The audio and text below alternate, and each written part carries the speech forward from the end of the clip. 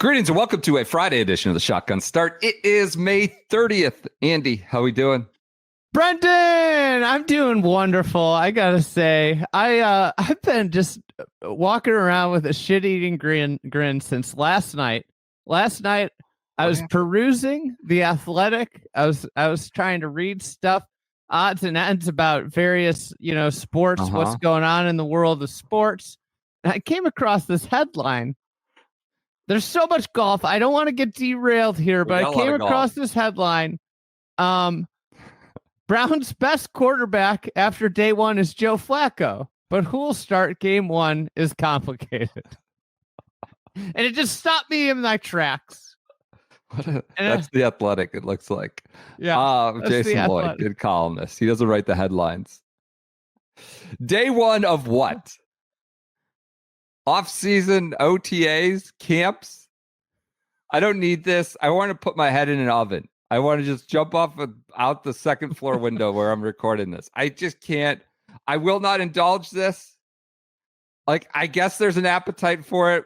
ESPN Cleveland, the local radio station, is doing a day-by-day QB tracker. I mean, if I had this job, I would quit or file for some sort of, workplace abuse. You're tracking. They're look tracking. What they're doing with Sanders there. I was going to say, do you have any comment on Shadur 7 for 9 with 3 tugs? I mean, that's not a bad line. What is the context? Who was he going against? Was he throwing over, Joe Schmo? Who is at this? 7 for 9 with 3 tugs. I don't know. I think the stats speak for themselves, Brendan. It's a Pickett is 9 of 16. They have completions. They have touchdowns, interceptions. What is this, PJ? It's OTAs. What I want to use the wrong term. Yeah, OTAs. Yeah. Not even training camp. I want no part. I want to be unsubscribed from everything that dealing with this. I feel a great amount of empathy from whoever has been tasked with doing this at ESPN Cleveland. I urge all my fellow Clevelanders to also unsubscribe, because the more you feed this beast, the more we get inconsequential, vaporous bullshit like this. Who cares? Nobody cares about this, that the completion percentage on OTAs. We have no context of what does the touchdown even mean? I assume they're starting at the 20. Like, what does that even mean? I can't do this, but that's a great headline. It's complicated. It's complicated. Oh yeah. It's complicated. Yeah, that's great. 7 for 9 with 3 touchdowns. Right? I think your guy, he won it. He won it on day one. I'm in. I'm all in. I have to say, I saw something else. I was pretty proud of my Bears. They had the win totals, and I saw you and the Jets and the Browns in the dungeon, in the bottom dwellers. I can't imagine it's good. Well, that was before the OTA stats came out. Bottom dwellers. Bears weren't part of it. I was, I thought it would have been a great screen grab if the Bears were in it. All three of our teams were in it, but the Bears are out. The Bears are the belle of the ball after the offseason. So that's great. All right, let's move on. I love all my brothers and sisters in the content game, but there's just too much content. There's too much faux controversies. There's too many people tweeting. There's too many people trying to tweet. PJ, there's like a handshake issue in the NHL right now. The coaches, whether they should be in the hand, I don't care. None of this just doesn't matter. Whether Paul Maurice doesn't want to be in the hand coaches, like, I think the handshake things after the NHL game series is really, moving and classy. I love it, but like, there's too much content, too much coverage of everything.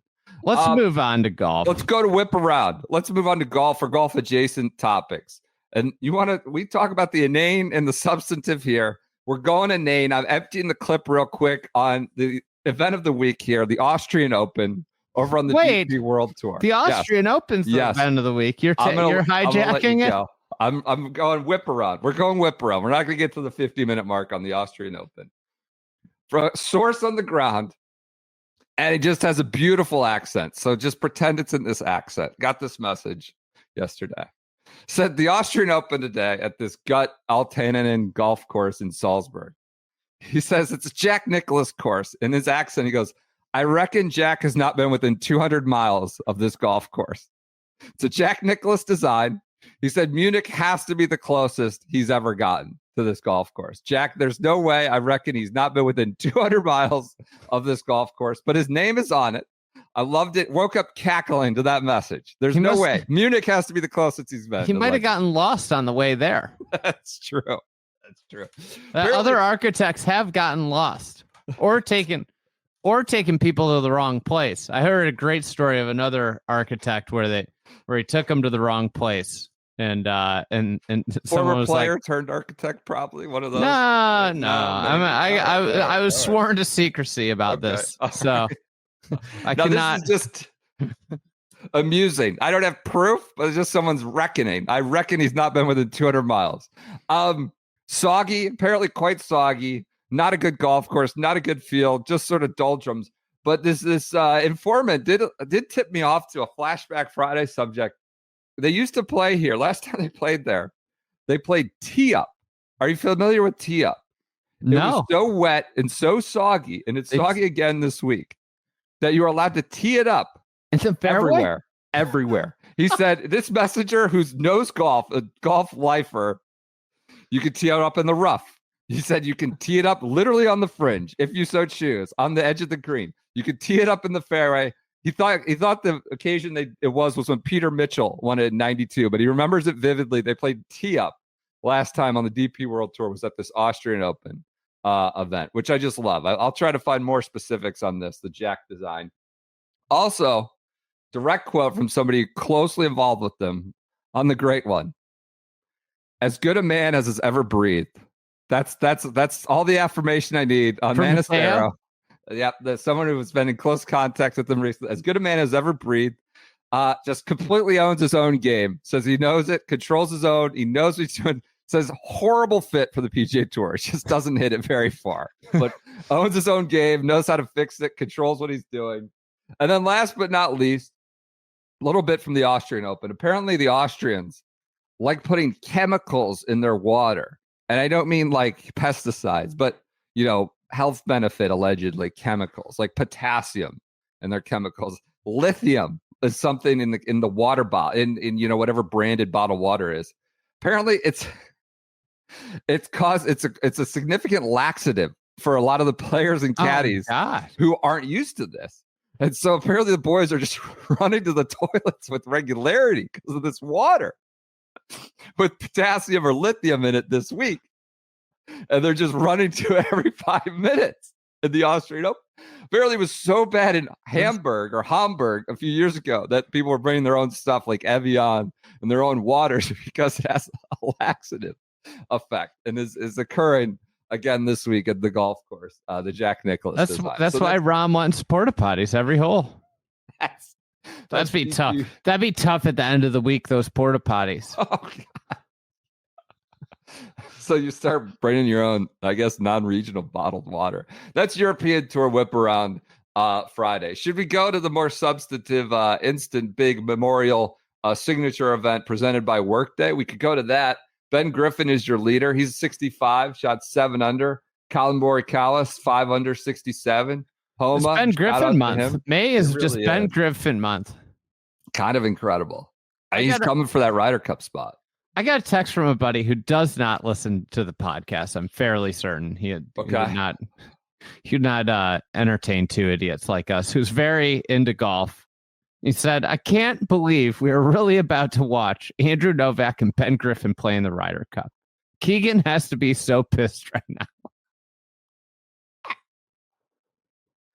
I mean, the other guy's got to step up. It's going to be interesting. Going to be an interesting dilemma. The bridge man might be playing his way into the Ryder Cup conversation. You never know. It's really incredible. It is on an island, the Ryder Cup this year. You need a bridge man. Yeah, you're going to be seeing Max flies whizzing around at Bethpage come September. It's happening. Wait, we got to get more clarification. Maybe Joseph and PJ, since they're in communication with golf's premier football podcaster, Andrew Novak. Maybe they could get clarification. Did they use the Max fly in the alt shot? It's an interesting. That's a good one. We got to send the boys on an information mission.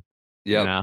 So some early scores at some early low scores. My pick of the week. Jordan Spieth is right in prime position. He's got it right where we want him. T16 with a nice even par 72 round, not just a guy round, a nice little even 72. But apparently entered what I saw as a headline, the Hot Mic Hall of Fame. PJ, do you have this clip for Spieth? This was aggregation station on opening round, which is slow at the Memorial. Do you have that? PJ? So what's the main full, John? This has to be hit so hard to go 115. Let's just hit it right here. I don't want to hit it. Because I'm hitting good shots and they're getting absolutely boned so far. So I can't accept if it. you think 8 out of 10 of these are not getting there, 7 out of 10. All right. Sort of illustrating Joseph Lamagna's great point of like, if you miss the fairway, it's hard to get home. It's like a distance penalty. You got to chip out. God, that was such a good golf clip. That was such a good, so many good shots. It's just like so like caddy trying to just get somebody to chip out. And it's just, play like, I don't want to do that. But I don't want to. Mommy, I don't want a broccoli. I don't want. It sounded like some of my kids. He's getting boned. He's hitting the ball in the rough and getting boned. He's even par. He's fine. He's better than PJ's pick of Fitzy. I'll tell you that. He's languishing at 76. Bad pick. I don't know where all the Fitzy love came. Momentum. Yeah. How about Berger and JT? 9, not good. Berger 81. JT is 9 over through 14. Not good early returns for those. People Keegan wants to be mad about having to watch Novak and Griffin. Guys are playing the best golf of anybody. You're not shooting 81. It's May 30th. We got a long way to go. We'll see where we end up.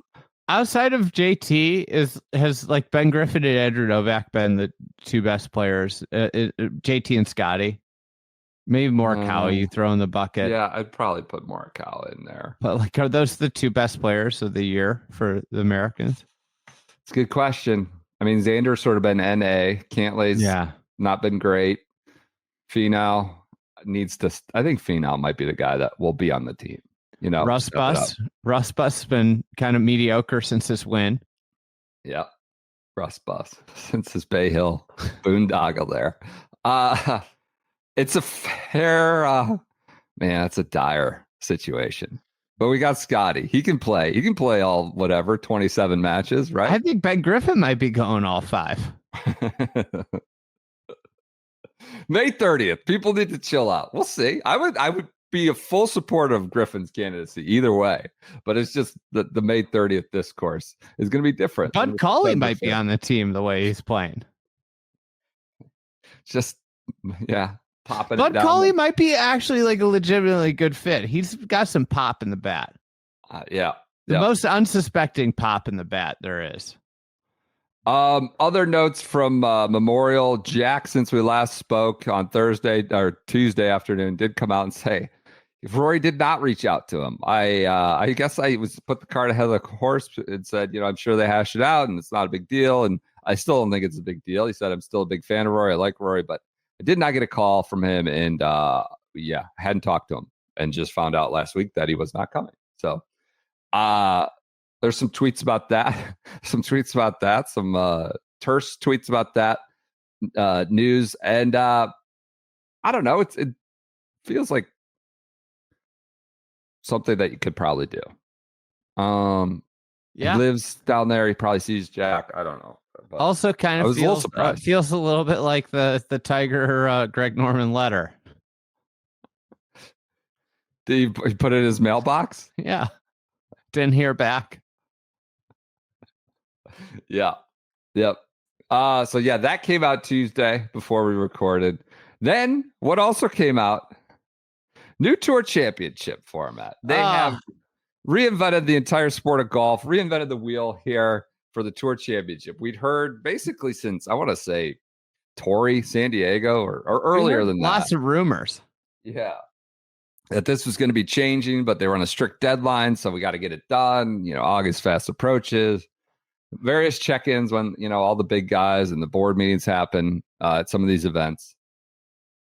And we get the announcement that this year, it will be the mind-blowing change to a 72-hole winner-take-all stroke play event. starting strokes are out. The grand experiment of the Net Tour Championship has come and gone. It provided great fodder for this podcast for whatever it did in its 4-year lifespan. Great fodder for the Net Tour Championship, but it is officially dead. The players have spoken.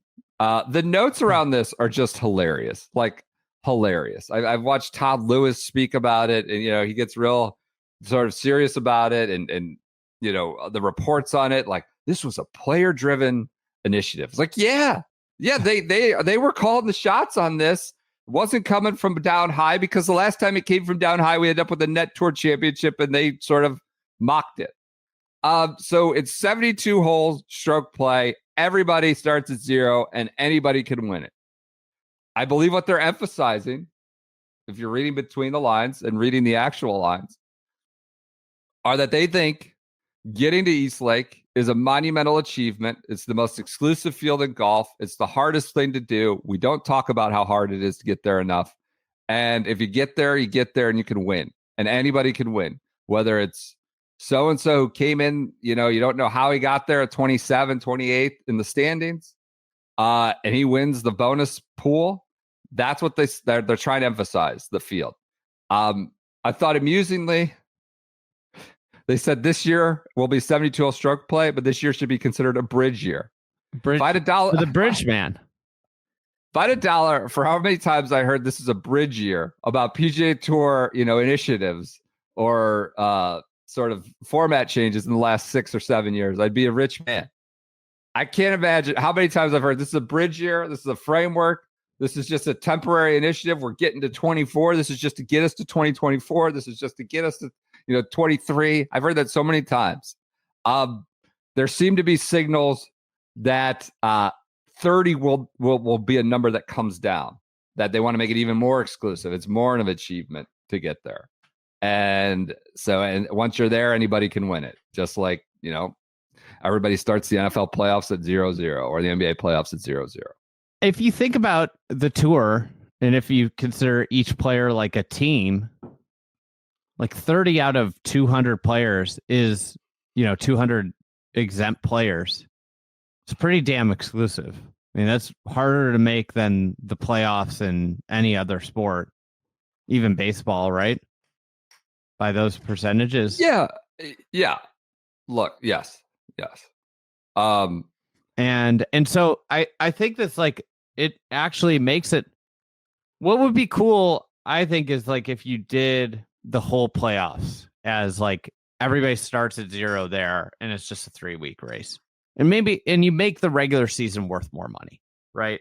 Like the problem is how much money they put at the end of the pot. Yeah. And like where more of that money needs to go is with what they want to do with it, is they need to put more of that to the regular season. And then you get guys that might play Wyndham at the end of the year or play 3M because they're like, okay, like if I play well these next 2 weeks, I could make an additional $5 million from the pot. So to me, that's where they have to get to. But I love, and I think like people expected me to come on and yell about this. I freaking love that they finally are acknowledging some sort of semblance of, I've made it here, I qualify, I am in, and now everybody plays from a level ground. It would be great if they got it all the way to the start of the playoffs.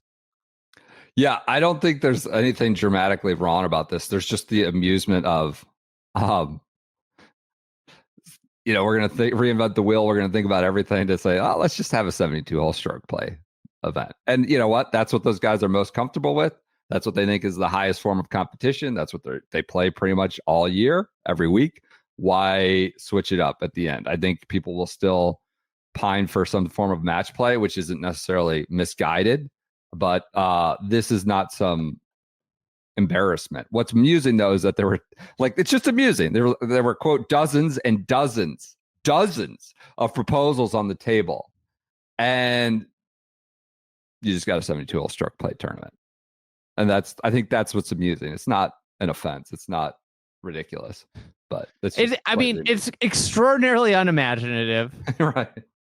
It is It's also like it's just we're gonna look back and think about how effing stupid It was awesome. It was the so last good we 5 had it. years were. We had it. I'm partly sad that I don't get to yell about it this year. But like, all right, this is a step in the right direction. The only like change from the prior era is you still have there's one trophy, one winner of FedEx Cup plus Tour Championship. Like the other issue is the historical representation of where you fell in the FedEx Cup. And a great example of this is Will Zalatoris, who, you know, is on the shelf, sadly. And, you know, he had a great year, an incredible year. The year he won Southwind. What was that? 22? 20. Sounds right. 22. Had an incredible year. Had awesome year in the majors. 22 is when he was third. Yeah. He was third in the FedEx Cup, and he got hurt. And like, say he never plays golf again, and 10 years from now we go back and it's like, well, like, what's the best you ever finished in the FedEx Cup? 30th. Yeah, I just hope. Yeah, people are smart enough to look at some of the results on that one. But yeah, and not rely on the FedEx Cup. Yeah, I'm glad we had those 5 years. Tuesday's announcement is from a Golf Channel report from Rex Hogger. Tuesday's announcement did come with a clear caveat that the 25 Tour Championship is a bridge year to what the Tour plans to do at the finale. In a memo sent to the players, the Tour and Player Advisory Council will continue to study the qualification to, quote, raise the stakes on the entire FedEx Cup season and reinforce the Tour Championship as the hardest tournament to qualify for. Seems like the field size will be adjusted after this year. What do you want to go to? Would you want to go from 30 to 20? 30 to 15? Stroke play, I don't know if I want to get down smaller. I mean, look, FedEx isn't going to be happy if I don't know. So name your guy in a prior year that was 27. I'm going to pull a name out right now that's in the running here. I'm trying not to pop anyone. I don't want to like throw some. If you make the 30, it's an incredible achievement, and we're talking about sex appeal here. If the Bridgeman or Nick Taylor, they're 24 and 23 right now. That you can't fit. Look. We haven't done this that long. In the time we've done this, I think the NFL's tinkered with its playoffs and added teams. I think MLB is for sure tinkers with its playoffs and added teams. College football, constant evolution and tinkering since the year 97, basically. So this is not like golf can't get its shit together and is a mess. But the FedEx Cup has been a mess since essentially 2007. There have been about 20 iterations in 20 years. 20 like just tweaks, changes. It's nonstop. So you don't want to go from 30. You don't want to cut it down anymore at all. You don't want to go to 20. I think like 16 probably is a number they're batting around. But like at that point, could we get like round robin match play, or could we get? They don't want to do match play. Yeah, they want. It's like, why can't we play out all 8 spots or like top 8 spots? Hey, everybody pull up their FedEx Cup standings. I know you didn't want to single. I know you didn't want to single out your a player to drive by. Well, we're going to, because that's what we do. Okay. Who's the worst case scenario? Realistic scenario.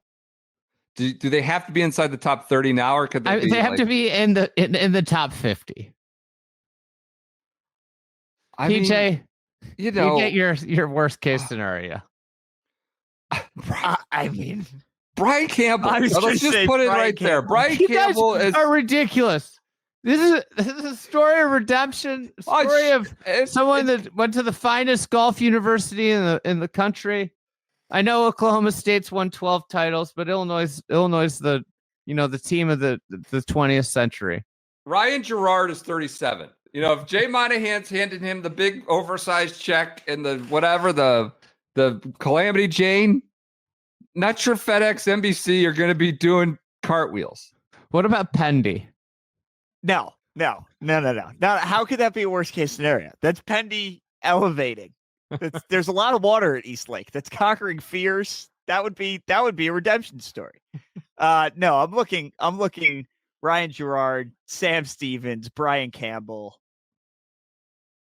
I mean, if you're even looking like within the top 30, like the Bridgeman would be pretty incredible. Bridgeman would be great for this podcast, and not much more, I don't think. It'd be great though. I'd love the Bridgeman. So happy if the Bridgeman just rumbled in there. I mean, that's the beauty though of this is like if they made it 3 weeks.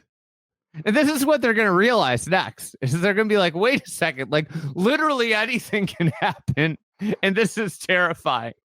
If you make it 3 weeks, it limits the literally anything can happen. I mean, what if Luke Glover just gets hot again in August? It wouldn't happen. Like there'd be somebody else that would play better. Yeah. Over a 3-week stretch, you probably get a little more, it's like a best of 3, or it's limiting it's giving the best more ample room to run. You know what would be kind of a sick way to do it? This is crazy. If you did 3 weeks and it was, say you picked it to like 40 players and it was legitimately like a rotisserie head-to-head every round, who had the best round-to-round record against everybody. And it's, so it's, you play 12. Playing against like the median, like you're playing against the field but like, so like if you have more rounds, like really good rounds, yeah, could be an issue with injuries, but yeah, I mean, I'll tell you what, Andy, what you're throwing out here, Commissioner Monahan, if you look at the future of the Tour Championship, I would say that everything is on the table. Everything. It's like that can't. Man, we sure are spitballing, aren't we, Rich? That's what I was going to say. That sounds, you beat me to it. We have the same brain on this one. That sounds like there's going to be some real spitballing down at Ponte Vedra Beach. Everything is on the table. You know what it could bleed into? The PGA Tour's top FedEx Cup performers will arrive in Maui at Kapalua Resort's iconic plantation course to play the Century and start the opening drive of our 2025 season. You want to let the soundboard rip right now. Everything is on the table. This would impact the Century. No tournament of champions. The Century greatly would impact it. Sure. If there's not all 30 invited and it's 20 or 16 or something like that. Yeah. That will. As someone who's engineered a lot of bad audio, that is about as bad of an audio cut as you're ever going to find. It's up there. It's up there bad. I wouldn't expect us to stand still, is what Commissioner Monahan said. I love that. It does seem like you were talking about with the purses changing, they're going to throw more money at the season-long winner. Like Comcast Business Top 10 could be get a nice little boost, whereas FedEx gets a little money taken out, thrown at the regular season winner gets a nice bonus, and therefore you don't end up with Brian Campbell winning like the biggest prize of the season at the end. But you know who would like that? Who would like that?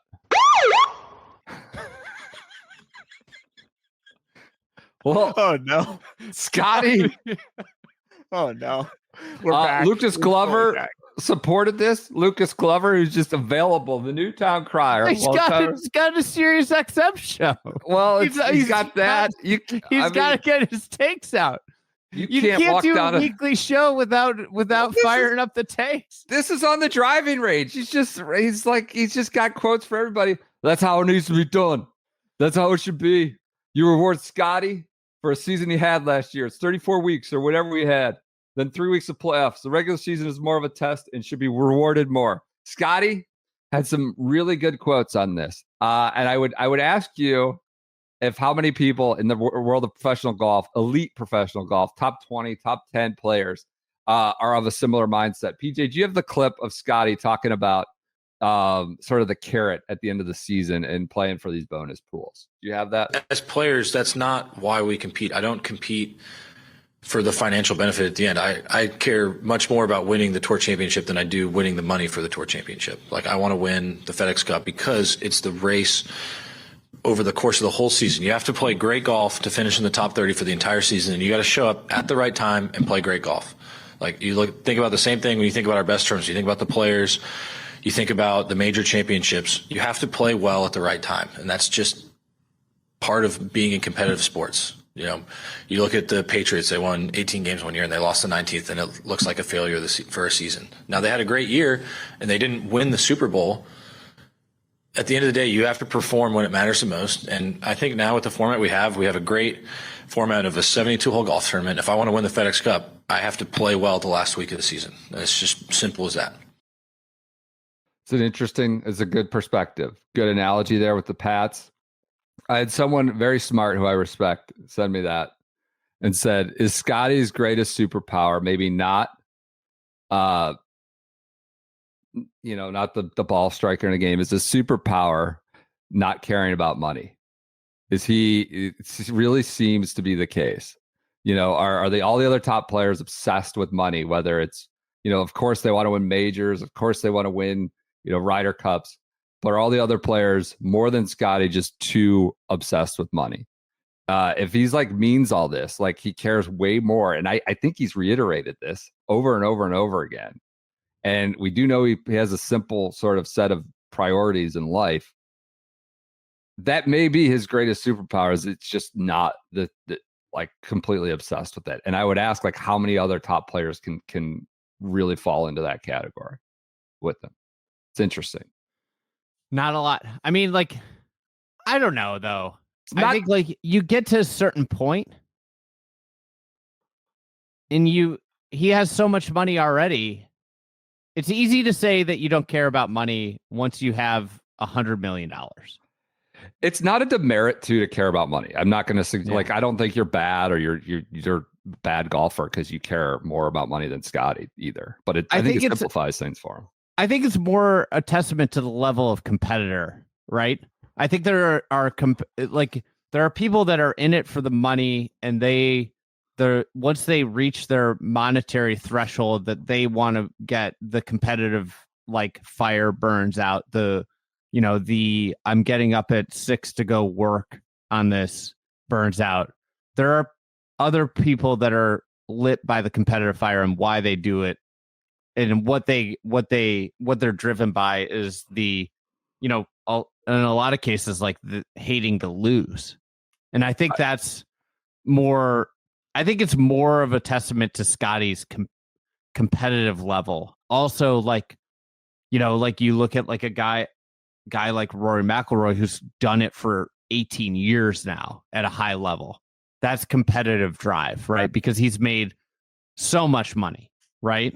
Phil Mickelson obviously cared a lot about money, has cared a ton about money, but also the ability to do it at the high level for 35 years. Yeah, for sure. I want to confine this to the subset of not the Korn Ferry Tour guy who needs is grinding for a living. I want to I do think Scottie cares the least among the very elite of the game. And if he is true and sincere in all this stuff, I tend to take him at face value. I don't know. It's an interesting perspective, and he said it over and over again. And for the FedEx Cup, it's probably a good perspective you want. And guy who's saying look, I want to win the championship. I want to win the end of season tournament. I don't want to win the $25 million purse. I don't know.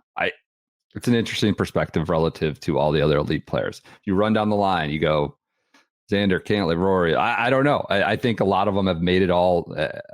Probably don't prioritize money in the way that a lot of other players do that need it more. But Scottie seems to just prioritize it the least, or motivated the least by it. It's interesting. It's because he's a man of justice. Perhaps. Again, it's not a demerit if you do care. I think you just talked about Rory, who's been competitive forever. He just announced a new private equity fund, right? One of the few interviews he's done since the Masters was to announce this private equity fund on CNBC. I don't think that means he's going to be care less about golf or less competitive. So I think there's many ways to go about it. And I don't think Scottie's going to do that. If I'm making an educated guess, I don't think he's going to go that route. But I don't know if that means he's better golfer at all. So, anyways, it is a superpower. He seems to have. You know what we care about? We care about money. And one way we make money is through sponsors. And one of our longest running sponsors keeps the lights on here is bdraddy.com. Bdraddy is the brand, but you can go to bdraddy.com and you can save money if you care about money too by using the promo code SGS30. That knocks off a nice chunk there when you get to the checkout link. Good chunk. They've got It's very fair. it's very fair amount of chunk. I'm into fairness. You love fairness. It's a fair chunk. 30% off. I'm wearing a Liam polo right now.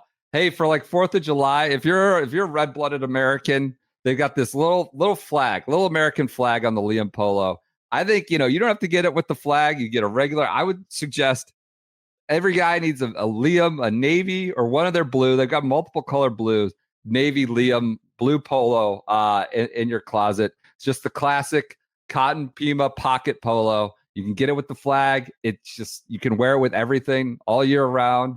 You can wear it to golf on the, more temperate days. You can wear it out to dinner. It's like their bread and butter product. And then, if you want to get dialed in for 4th of July or whatever it is, Flag Day. I'm a big Flag Day fan. End of June. You're a Flag Day guy? I do like Flag Day. You can get the special American flag on the pocket polo. It's just kind of subtle, nice there on the pocket. Use the promo code SGS30. You get a Liam polo. You get the sport polos. They got it on those at bdraddy.com. They've supported us forever, so go and support them. All right. Where do we want to go next? U.S. Women's Open. Got some early insight from there. Rio Takada, Yalimi No, and Jinyi Im are your. There's a million of them actually. Lim Kim, we've heard from her, former champ. She's in there. Haven't heard a lot from her. Did she earnestly? Baltusrol gets thrown around as the worst men's major in the last decade. Was the Champions Women's U.S. Open the worst event of the last decade? Worst major. It's so bad. I think back to that one. That was, and some of it was out of control. It got relocated December by COVID. Like, it was just gray and not good, and it was just bad. It was a bad major. But she's not back on the leaderboard in a proper June or proper May. U.S. Lottie Wodes rumbling up the leaderboard as an amateur. Yep. The pace of play. I'm getting notes. Meg Adkins. Just tweeted this. It's a picture of Charlie Hull sitting down on the 9th tee before Lexi has finished putting on 8. Apparently 2.5 hours, more than 240. A lot of front nines. Then back nine obviously takes longer. We're pushing 6 hours, which you'd expect. You can subscribe to Mixed Bag Podcast. They're going to do a midpoint pod Friday, Saturday. Check in there. Meg's been there. She's tweeting from there. Follow her. Read her stuff in the newsletter. She did send me that she thought she'd heard Carlotta's group was on the clock, but might be working the new system well. So she's racking up the fines, but staying below the threshold to get penalty strokes. So I like that. She's like Scottie, doesn't care about money, cares about the best way to get across the line with the lowest score. I'll take the fines and go up against the threshold without getting the strokes. Seems like it was calm today, but expecting a lot of wind tomorrow afternoon. So we're waiting for wind. Aaron Hills. All these majors, especially Aaron Hills. Especially Aaron Hills. I think that was a headline maybe of one of the Aaron Hills newsletter days. It was waiting for wind. Back for the fried egg 2017 news. Yeah. I love that. Waiting. We're perpetually waiting for wind at Aaron Hills. It'll always be, if there was wind at that U.S. Open, people would talk about the venue way different. Yep, but there wasn't, and we got what we got. I did find it interesting, Lydia Ko, since we last recorded, said she watched YouTube Bryan Brothers videos to study up for Aaron Hills. She watched the Bryan Brothers. Interesting. Now, if you're one of the boys and you want to study up for Oakmont, I suggest going to the Fried Egg YouTube page. That video is humming. It's taking off right now. It's 2 days Could out. get us invited to Creator Classic if it keeps going. I don't think. Or I might be more interested in playing in LIV duels. Duels. You should do it duels at Bolingbrook. and get back to Bolingbrook. I don't know. I'm afraid of going back to Bolingbrook. You got tamed. Yeah. I would just late breaking Bolingbrook news that just came across my desk on Instagram. Good Charlotte has been booked as the LIV concert for Bolingbrook. PJ, do you even know who Good Charlotte is? That was before your existence. Yeah, I mean, I was a very, very young kid, but I'm familiar with some of their work. Yeah. I mean, I feel like that was like when I was in high school. I'm not This sure one I'm goes- even familiar. Good Charlotte early 2000s. I don't Yeah. want to in love. He was the kid for that's a big dye their hair black and put on Yes. like black makeup and all that stuff, right? Yeah. Emo shit. Yeah. Wasn't into that. I'm not saying the music's bad, but is that what's going to resonate? I don't know. Maybe that's a hit in Bolingbrook in the year. I was going to 25. say, Andy, is that like a local fair? I think they are from Chicago. There you go. There you go. You know who always gets booked in Chicago area? Like it's like, you know, some like festival in a suburb of Chicago is Sister Hazel. That's like 'Cause they're from the Chicago. quintessential Chicago, like, you know, 20,000 person suburb, like big Yeah. festival band is Sister Hazel. What was their big? They were one. All hit. for you, Yeah. I think. Yeah, It was yeah, Sister yeah. Hazel. Yeah. Oh, PJ was talking to me. I was with PJ yesterday. He wants to go to Maroon 5 at the Dick Open, the Champs Tour. Maroon 5. I think he's going to get up there for that. God, all the Good Charlotte's just all over if I Google Good Charlotte, it's just Chicago. I said Chicago, but Are they from there? everything's now LIV, you know. There you go. They've taken over the algorithm. That's their branding now. All right, so that's your U.S. Women's Open check-in. NCAA champs, Okie State wins. Oklahoma State, the Pokes win the national championship. They beat Virginia. I believe the final was 4-1. 4 matches to 1. Not without drama, Andy. I've got some stuff. Plot twist. Good Charlotte, the band formed in the D.C. area. Oh God. Oh, maybe I'll have to go poke around. All right. I'll go poke around. So Oklahoma State wins 4-1. They take out UVA. And the leading match, Philip Fahlberg Johnson beats Maxi Pereger. Now, we got a lot of intel about this Philip Fahlberg menace. Johnson fella. Interesting guy. He was apparently like a menace all week, like standing on top of guys on the tee, like He's right on top he's of a them. pretty big boy. He's making his physical presence felt. I got a little bit more. Apparently, like he was a nuisance all match play. He was crowding on tee boxes on all his matches. This gamesmanship. Walking and moving during putts and shots. He was messing with his glove and water bottle a lot during shots and putts. Now, this is not from the final against UVA, but I mean, look at this photo. He's on top of the kid. He's right on top of him to the point. So he beat this freshman, the Maxi kid, who's a Spaniard. The senior, the sixth guy who wasn't in the match, Devin Patel, confronted him. And I guess they had to be separated in the final. Because Maxi was a freshman and they beat up and apparently just had this Philip Fahlberg Johnson, a shit-eating grin, little gamesmanship. I am all for, look, you know, when you make a big dunk in the NCAA tournament, you want to just take your headband off and throw it in the crowd. You make a touchdown. You could dance. You could do, I don't want to clutch pearls at all. Do whatever. No penalties, nothing. I think if you're like getting into impacting play, if you're putzing around with your glove, if you're like right That's on what top of Sebi the used kid, to do.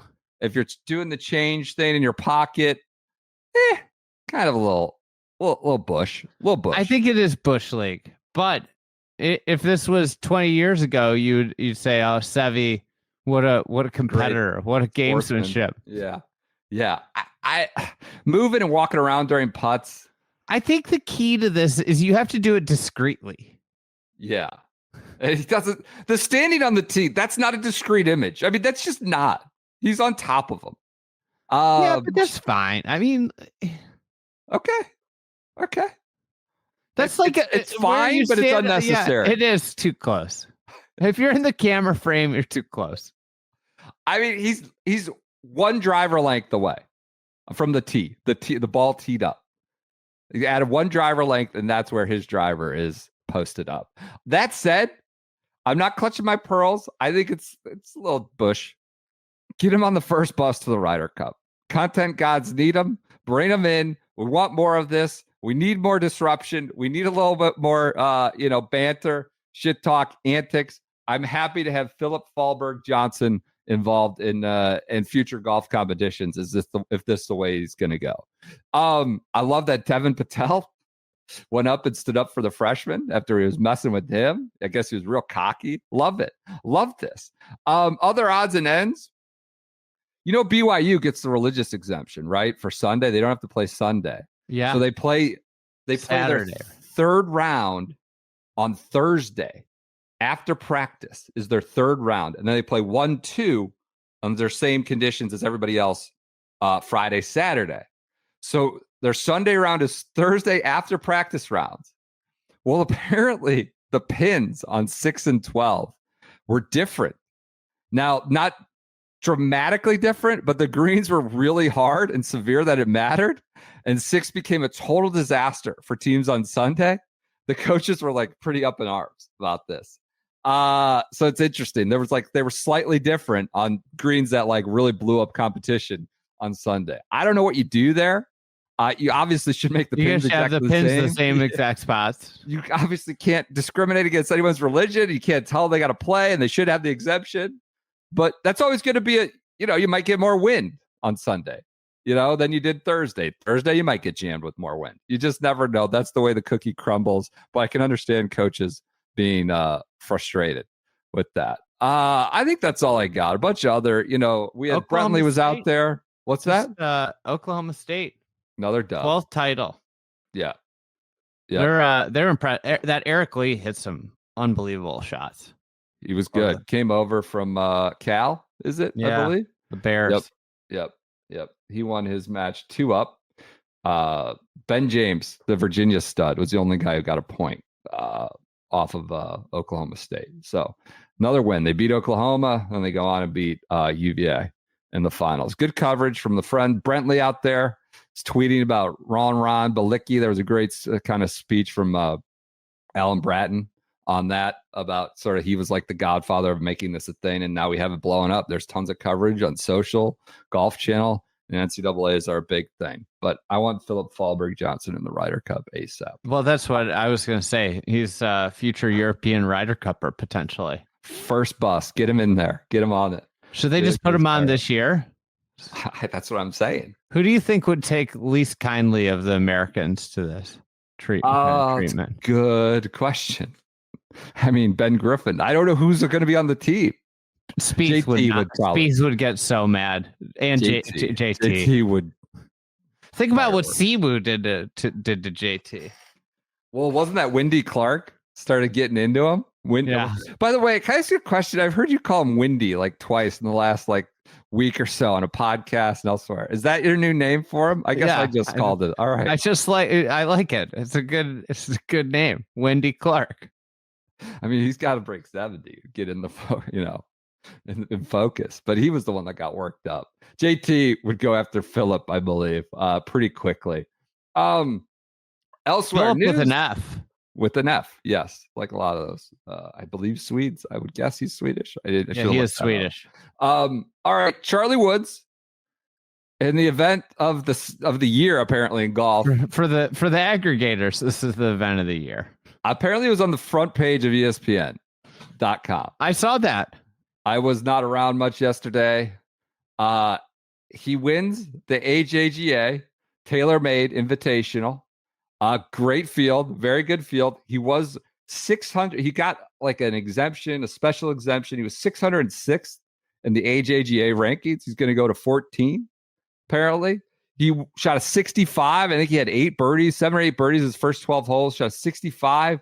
Beat some bona fide studs, all the top players and AJGA were there. Miles Russell was there. Luke Colton, Miles Russell. He was behind Colton, I believe, to start the final round by a shot and beat him. The Vandy commit, former Fried Egg Video. Put me in a body bag.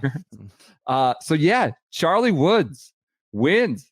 Taylor, now he's jumping from 600 to 14 in the junior rankings. I don't want to even begin to understand how those are calculated, but beat some studs. Miles Russell.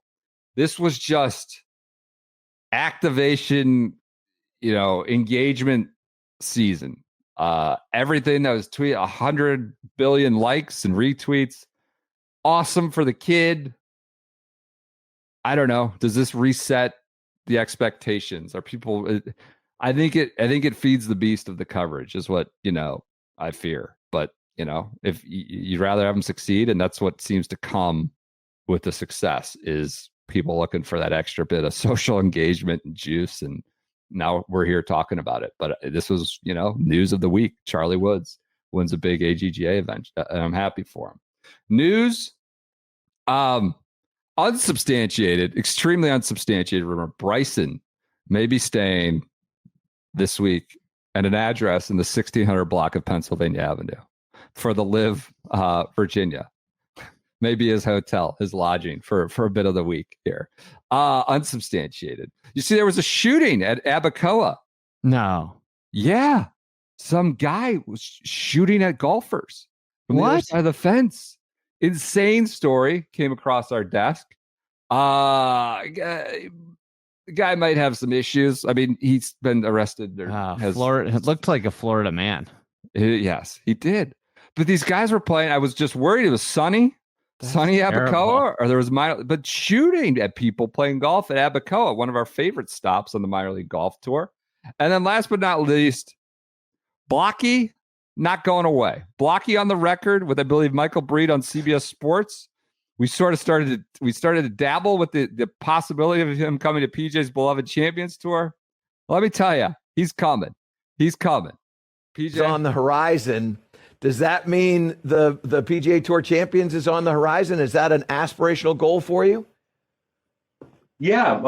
If my wife will divorce me if I don't try, so I have to do that. It's going to be a necessity. I'm already in the Senior PGA Championship the year I turned 50. Because of winning our national championship in 2014. And hopefully I get a couple exemptions to the local Champions Tour events here at Newport and maybe on the desert would be very cool. And then more than likely, I think I might be exempt to the finals of the Champions Tour too. So yeah, there's no way I will not go. I'll definitely go and do my best. Not that he wants to. His wife, he's got to go. His hands are tied. He's got to go. He's already looking for exemptions. For exemptions in the Newport area, anywhere else. I'm just throwing it out there. I'm open to exemptions. I wonder if Charles Schwab, he's a challenger like myself. There you go. He might be able to get an exemption into the finals. Right to the Schwab Cup in Phoenix. Yeah. I would not remove that from the realm of possibility. He's going to be PJ. Is this a blessing or a curse? Is this removing the meritocracy or just bringing more to the circus, more butts in the seats? I mean, like he said, he's already exempt into the Senior PGA, so he can earn his way on. But as for John Daly won 2 majors and has no Champions Tour status, and goes out and plays on exemption. I don't know if Blockie and John Daly should be in the same category. Let's be serious though. Blockie, I think he could be a good Senior Tour player. Yes. No, sure. I don't disagree. How do you think course fit at the concession where they're playing the Senior PGA for the next 5 years? I think that's a good Blockie course. I'll tell you why. You got to keep the ball in play. Trouble if you miss. Yeah.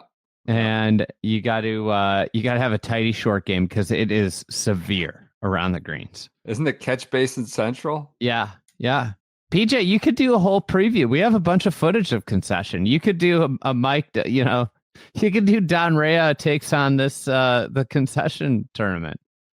I mean, listen, we could start writing the scripts now if we got the videos for him. We got 350 days. I gotta commend you both on that Instagram post yesterday on the Shotgun Start feed. I did not know it was coming into my life, and I'm very happy it did. Good video. You think Don saw it probably now? People are someone tagged him. Somebody stitch tagged. So, I don't know how active Don is on Instagram, but I think he's pretty active. It seems like he's around. And available. We got testimony in SGS Golf Advice on Don Rey's behalf. I just while you're bringing him up, I want to give everybody equal time, equal footing. Caddied for Don Ray at the Senior PGA Pro-Am last year. It was the best experience I've ever had looping. He talks nonstop, mainly about random stuff that has happened in his life, but it's actually interesting. He drove overnight from Louisville, and all the other guys were grumpy, like John Lindare, but he had a huge smile on his face the whole time. They said the pros were giving him shit about having a 61, shotting a 58 on a par 61 course on his own course.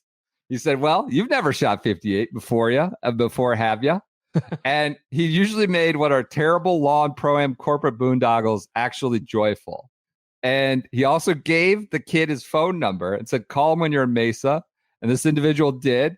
And he showed up and he was there and he took care of him and they hung out. And last but not least, good tipper, allegedly. So we got to give our flowers to Rhea. This is great, Don Rhea. We want all testimony. This is an open court room. We want testimony on both sides. So Can I follow up just a little bit?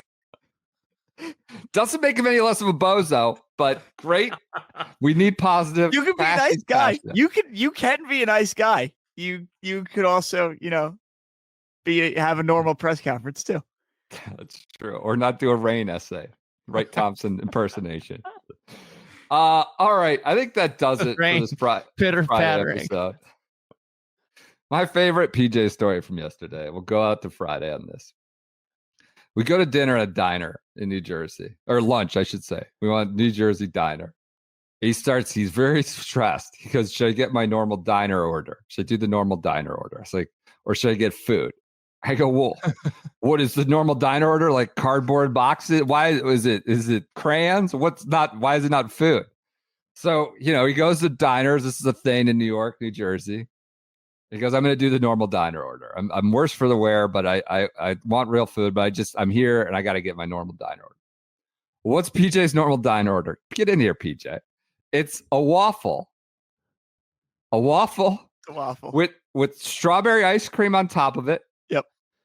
Whipped cream, chocolate syrup. The chocolate syrup, that's a new addition. My local diner does not offer that. I'll just say. But it had chocolate syrup and maple syrup for the waffle.